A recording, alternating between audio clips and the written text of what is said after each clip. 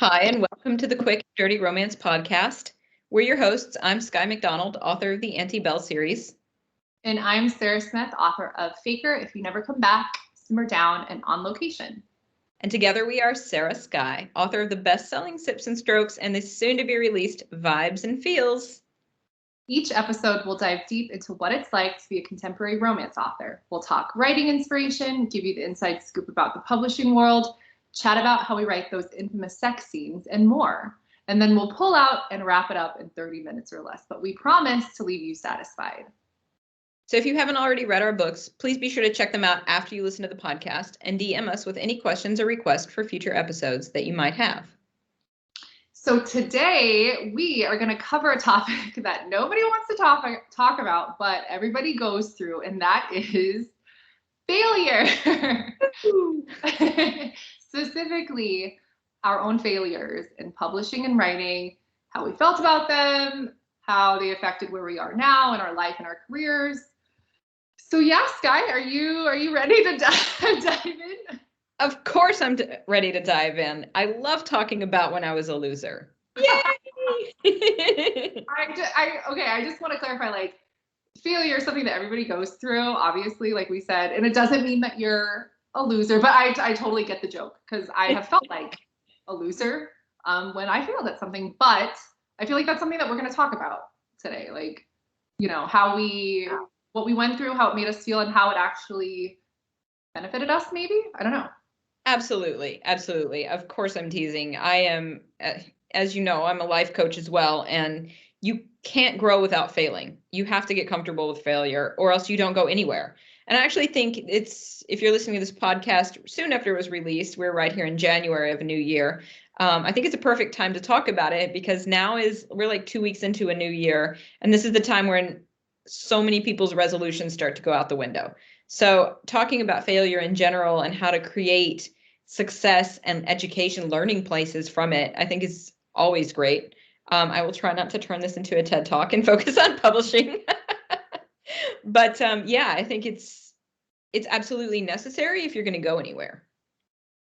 Yeah, I completely agree. I cannot think of a single person that I know who has done anything who has not failed at something.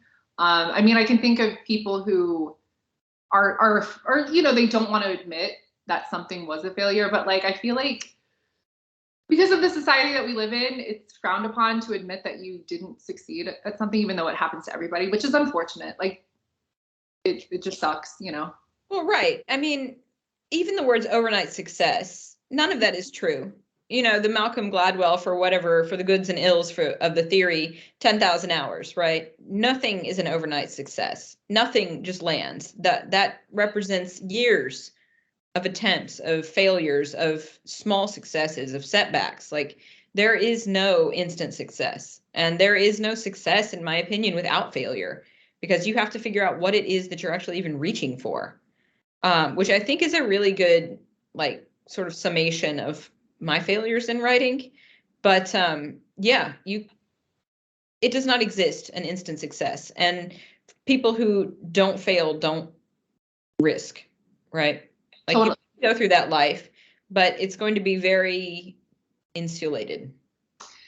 Totally, completely agree. And I'm so glad that you brought up the overnight success thing, because that has always pissed me off to hear people say that, because you never, like, the people, when you finally are noticed or getting noticed for what you're doing, people only see, you know, what is happening in that moment. They don't see what you did to get to that point, which probably entailed a lot of failure, messing up, mistakes. Mm-hmm. And it's also like a very like I don't know if selfish is the right word, but that's a very like you-centered way to think of something. Like, well, it seems like an overnight success to me, and people don't really acknowledge that, like, no, actually a lot of work and failure went behind that, you know?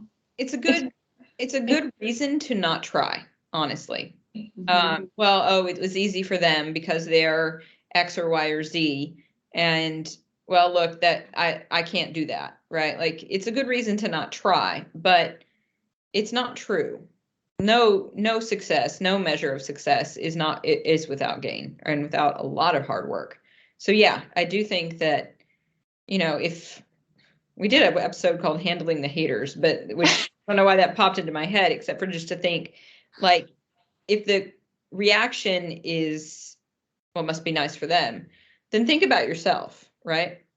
I really am like tracking this into cognitive behavioral therapy and life coaching, aren't I? But it's true, right? Like your mindset around that, right? Dismissing someone as, oh, well, it was easy for them. I'll never be able to do that. Like it was not easy for them. I will guarantee you.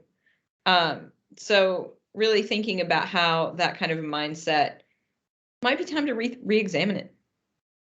Right? Yeah, I totally agree. And I do want to add one caveat here. Like, obviously, there are people who were, born into a lot of privilege and, got a lot, multimillionaires, multi-billionaires. We're not talking about people like that who get money handed to them and then they can do whatever they want, on their private jets and whatnot or whatever. I don't know. I don't know what they do. I'm clearly not part of that, that group of people. I don't even know what they do.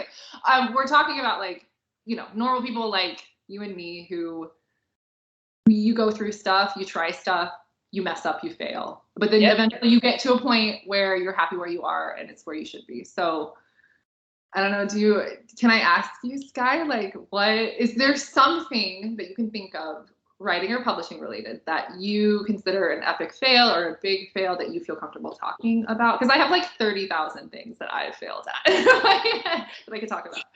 Yeah, my whole publishing career has been a series of learning from failures and then small successes, right?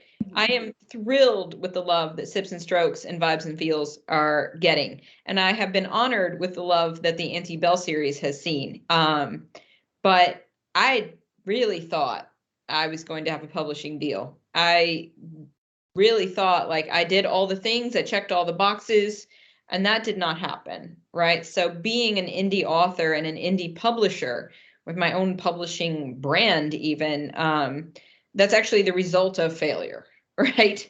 So, I had thought, okay, well, I'm going to do X, I'm going to do Y, and then Z will come.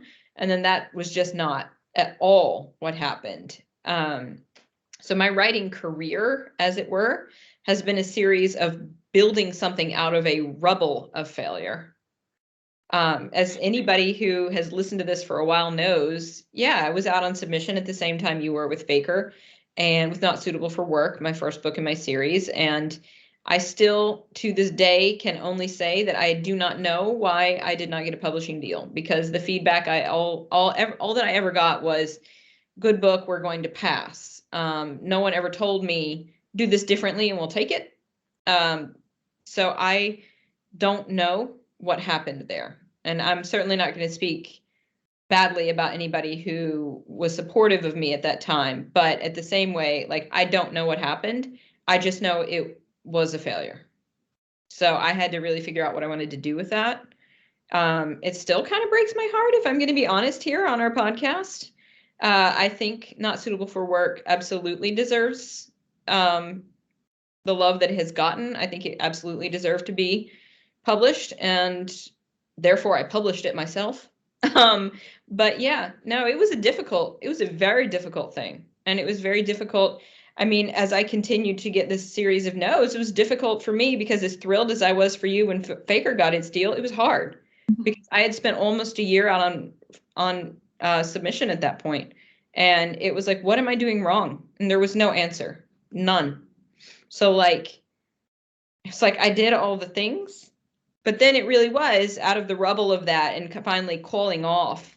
It was like, well, I'm either going to do something and I'm going to make something out of it, out of this failure, or I'm going to shelve it and it's going to be that. And so now here we are talking about our second book release. And I'm thinking about my latest publication that's going to come out later this year, which I have not talked about yet, but I will. So I've definitely made something of it. But yeah, I mean, even now talking about it, it's like, yeah, that was crazy. I'm really glad that you're like comfortable talking about it, because I like, obviously we were friends back then, or back then, this was like 4 years ago. It's not that long ago. It's like, hey, it was pre-pandemic, so yeah, like another era. That's true. Yeah. I love that we're thinking in terms of that. I hate the world right now. It sucks so hard. But I remember going through that with you and like being so like like frustrated, because it's so frustrating. Because like you said, like, and I hope that this is something that we've conveyed, and I don't know if we've explicitly said that, but like, you can do everything right and a publisher can still reject you. Like, it can be nothing that you've done. You can write a perfect book that people will love, but for whatever reason, if you want to traditionally publish that book, like, you might not be able to, because the people who are in charge of that might not be willing to give you the chance to do that. I have no idea why. I've never worked on that side of publishing. I know that it's complicated. I know that it's more, it's not just a simple like, well, was it good? Because if only good books got published, I think, you know, it would be a lot more straightforward. And a lot of really not so great books get published, which is really upsetting too. And we don't have to get into that, but like, I think that's something that all of us, you know, acknowledge. So I remember you going through that and just being like so frustrated for you, because I freaking love Not Suitable for Work. It's one of my favorite books ever. Like, I remember when I beta read that for you, and I was so excited. And I knew I don't think I explicitly told you this, but like, I remember thinking like, I was excited to read it, but I was also nervous. I'm like, well, if I hate this, what am I going to say to her? Like, she's not going to want to be my friend anymore. But like, obviously I didn't. I loved it. But I was also like, as upset as I was for you to know that it got rejected when you were out on submission, I was also like really excited to see you bring your Anti-Bell publishing company to life. I was so freaking excited about that. And I'm still excited about it, because that's how we publish our Sarah Skye books, obviously. Like, and we get to do whatever the hell we want. Yes. We get to do, and again, like with anything in publishing, it depends on what you want to do, how you're publishing. There are ups and downs to literally everything. But I just remember feeling really pissed for you, but also feeling like, hell yeah, Skye, you got this. You're going to make this your own. Screw anybody who told you no. You know, I don't know if that's, if I sound like a psycho. That's a beautiful thing to hear. It's funny to talk about after all this time, right? Because like, I am pleased with what we've done and what I've done. And it's, you know, it's clearly the path that was the best path for me. I do believe that. But yeah, it was tough. And, you know, I did have great support from people like you and, you know, my network of people around me. And it was really, really satisfying to bring it out, to bring out Not Suitable for Work and then follow it with the series. But yeah, it was a long time. And like you said, there's just no, like, if I was almost to the point, it was like, please tell me what to do to change this book so you will take it.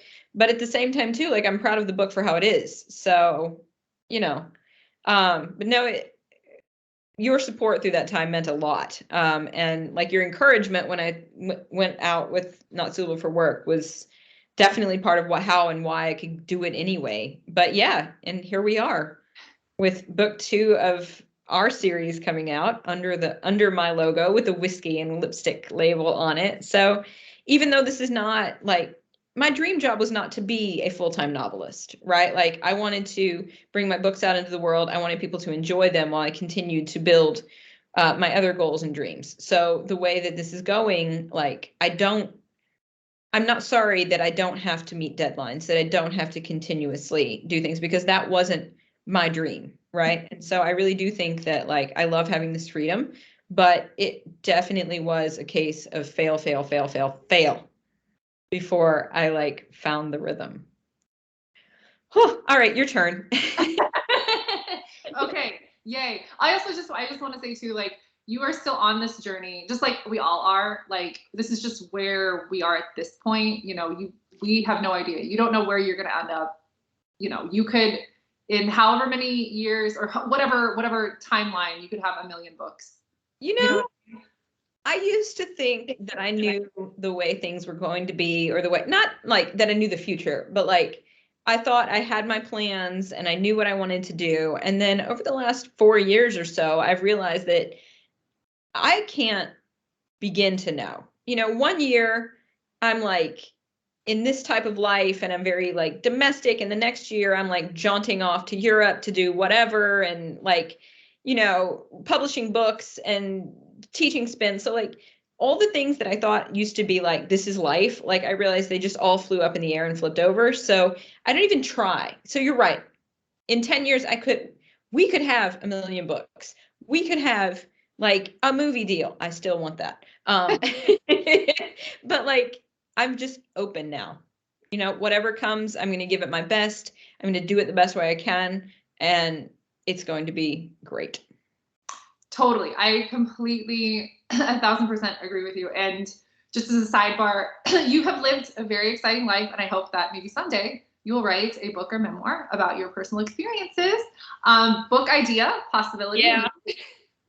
I've talked to you about that before. I definitely think it's certainly not the most, I mean, it's not like a story nobody's lived, but I definitely think it's almost got like so many universal themes that maybe I could do that. So it's on the back burner over there.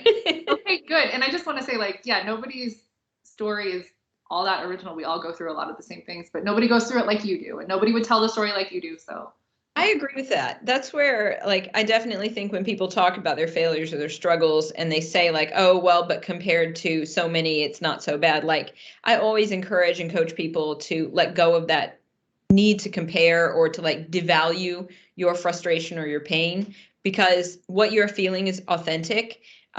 There's definitely a line of like toxicity there where like if everything is a catastrophe and everything is, the worst ever, then we do need to like check your hyperbole. But to say like, oh, well, it doesn't matter because so many people have it so much worse, it can still hurt.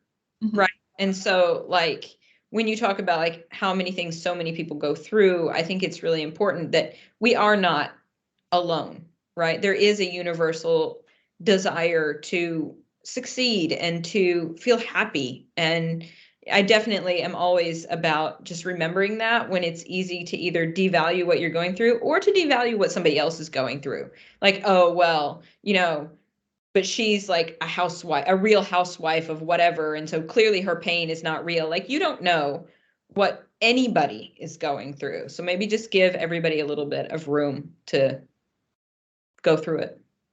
Totally, completely agree. Just have some empathy and don't be a jerk. Unless somebody's a jerk to you, then that's fine. But okay, so my epic fail in writing and publishing is something that I feel like some people know, like but I don't like talk about it because again, like why would you talk about something that sucked? But we're talking about it now. So I actually wrote and queried a book before what ended up being Faker, and that book was a complete and utter fail in every sense of the word. I loved that book, and I thought it was such a cute story. It was like, so briefly in a nutshell, it was a really really cute like roommates to lovers romance. Mm-hmm. That I wrote I think I wrote it in 2016, and it was the first thing I ever wrote, like the first full manuscript I ever wrote. And I loved it, and I made a list of agents and literary agencies that I was going to query it to, and I did, and not a single person wanted it, which is okay. But like I remember going through that entire process, like submitting my query letter and my manuscript sample, whatever the agent in particular requested, getting a rejection, or like sometimes I would get like, oh yeah, please submit your full manuscript, I want to read it, and then a rejection. Yep. And I had like a spreadsheet. I even had like a spreadsheet on my computer so I could keep track. And that was demoralizing because I was like listing like what agent, when I sent it out, what their response was, why they rejected it, if they gave me a reason for reject. So like anytime I wanted, I could open up this spreadsheet and like I could see why I sucked and why I wasn't, like achieving this goal that I had for myself, which writing and publishing a book was something that I had wanted to do for a really, really long time, my whole life, pretty much. And I think again, I know more people go through this, or like they go through more queries and rejections than I did in this particular instance. And I don't remember the exact number off the top of my head, but I remember it was like at least 30 or 40 like rejections. And like that to me is a lot. Like that is a lot. Also the face you made, Skye, that was a good face. A long spreadsheet of no. Right? Yeah. And And I just felt very demoralized and very upset. And again, everybody who goes through the traditional publishing process, almost everybody knows what that's like, to get a million no's and to feel like, okay, well, I can't even clear this first hurdle. So like, what is the point? Like, am I just not a good writer? Is this just a terrible book? Am I wasting everyone's time? Am I wasting my time? Do I just suck at this? So I remember the very last rejection I got, and I was just like, yeah, I think this book is done. I don't think I'm going to do anything with this book. And I was really sad about it. But I also was reading a lot still of romance and rom-com, and that helped spark the idea for what would eventually be Faker. Mm-hmm. And that eventually ended up being a book that was published through my publisher, Berkeley Penguin Random House, which is great and I love it. But but yeah, that was an extremely upsetting process to go through. It's not something that I talk about because, you know, it's not like a pleasant thing to remind yourself, like, hey, remember when you sucked at that for like 6 months and nobody wanted to give you the time of day? And not that like everything is magically better. Like, it's not, I mean, I'm so proud of every book that I put out, and I'm really fortunate in that I have a really good agent, and I feel like I've been able to put out and publish a lot of books that I'm really proud of. But at the same time, like, for every book that I put out, I have pitched multiple ideas for other books that get shot down constantly. And again, that's not something that people talk about because you only are kind of expected to talk about your wins and your successes. You're not really, nobody really wants to hear, like, I don't know, somebody talk about like, well, yeah, no, I'm happy about this book, but actually, like, I pitched 4 other ideas that I liked better and nobody wanted the, you know, like, it's just the way it is. But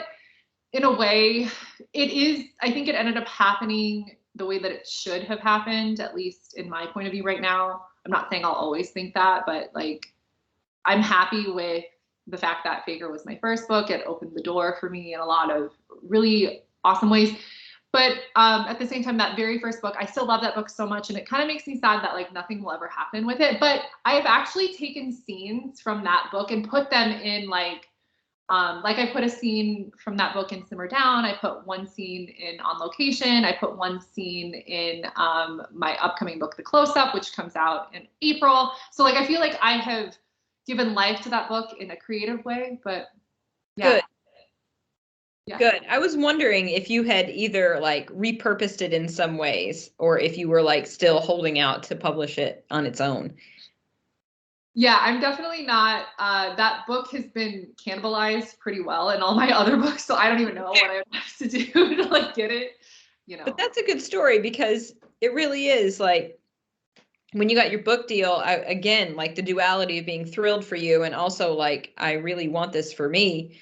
But like you'd already been through all of that, right? Like that's quite a spreadsheet to have just like there saying like, this is not like your dream is not, oh, we don't want this. And that's tough.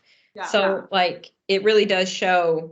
And especially like what you're saying about the pitches now, right? Like your books, I mean, it feels like watching you on Instagram in the best way that you are always having a new release. And it's like, look at her go. Oh my God, how does she do this?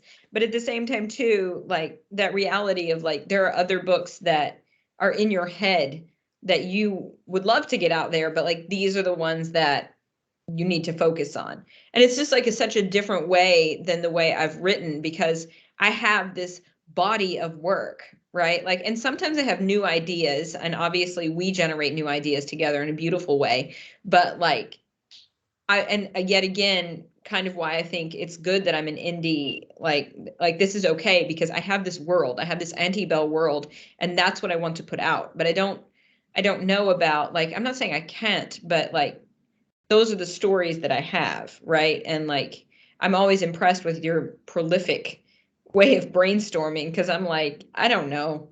They're enemies to lovers, and what are we going to do with them now? Oh my God, that's very kind of you to say. I literally do nothing. I don't want to be around people right now. So all I want to do is write stories with people that I actually like and give them happily ever after. So it's not prolific. It's because I literally have nothing else to do. Well, however you do it, it is a good exercise in like trying and retrying, but to keep going, right? To keep going. You could have taken that hit of the first one and just been like, well, my dream's not for me, right? Like, oh no, I tried it. I wrote a book once and nobody wanted it, so I'm not. But here you are with all of these books out and all of them getting love. And if you had just let that be a failure, we wouldn't have your stories. And what a shame. What a shame. Thank you for saying that. That means a lot. Thank you. And I just want to say too that like we're both on, like Skye and I work together obviously, but we're both on separate journeys too in our lives and our careers, and like we're not done. So where we are now probably isn't going to be where we are in like a year, 2 years, just like with anyone else. So if you feel like you're in a spot where just everything sucks and you feel like you're failing at everything, we've been there too. It's not going to stay that way forever. So please don't lose hope, you know? Right. And, you know, just to make this about writing and for aspiring authors, whether they be avid readers who have created a book or they've always had that dream as well, whatever, you know, we did talk, or part of this is for writers. I just also want to underscore that publication is not always the goal, and it doesn't have to be. Just like, I mean, sorry, but like when I'm working with people in a training capacity, weight loss is not always the goal, right? Like customize your goals. It's all right if you don't want to show your manuscript to anybody. It's all right if you want to put it on Wattpad and just have a social following, or if you know that you want to do, I don't know what with it, right? Like, and it doesn't even have to be a full novel. If you just want to write prolific stories and put them on a website, or again, if you never want to show them to anybody, like your goal is your goal. And so it doesn't need to be defined in this way. Publication by a traditional publisher or an indie publication or anything. Like if you're writing, you know, and we've said this before, if you're writing, you're a writer, right? That whole idea of like, oh, well, I have to be doing this to be writing. No, you're a writer. And so enjoy that process, but don't feel like your failures have to mirror either of ours or anybody else's for them to be both successes and failures for you, right? So Yeah. I think that's just really important because the goal for everybody is not the same. And, you know, I thought, like I said, I mean, I thought my goal was similar to yours, but it's not. And so you're right. We are on different journeys, and I think it's really beautiful. And who knows where we will go individually and together by this time next year. But I'm excited to find out. I do. And for the successes and failures that have come and the successes and failures that will be, I am also excited to know such wonderful people as a result of my writing. And certainly you are at the top of that list, but we have many people that I would not know, right? If it weren't for this journey and this like peaks and valleys of success and failure. So even for that, like that unintended goal, that outcome of people who are in my life in a deep and meaningful way, that's another success, right? Yeah, So, absolutely. yeah, they come in places you don't know. Was that good for me, Sarah? It was good. I'll say it was good for me, Sarah. Was it good for you? Yeah, it was good for me. Yeah, definitely. Excellent. It is kind of nice. I feel like I got some things off my chest that I didn't know I wanted to talk about, but now that I have, I feel good. Thank you all so much for listening. If you like what you hear, please leave us a review on iTunes, YouTube, or wherever it is that you listen. And if you haven't already read our books, they are Sips and Strokes by Sarah Skye, Not Suitable for Work, Off the Record, and Nemesis by me, Skye McDonald, and Faker, Simmer Down, If You Never Come Back, and On Location by Sarah Smith. Please be sure to pre-order Vibes and Feels. It comes out next month. That's February. You can find us on Twitter as author Sarah Skye and on Instagram also as author Sarah Skye. You can also find me on Twitter and Instagram. I am writer Skye McD. And you can find me on Twitter and Instagram too. I am at author Sarah S. We love to hear from you, so reach out to us and DM us with any questions or requests for future episodes. All right, guys. Thanks again for listening. Take care. Bye.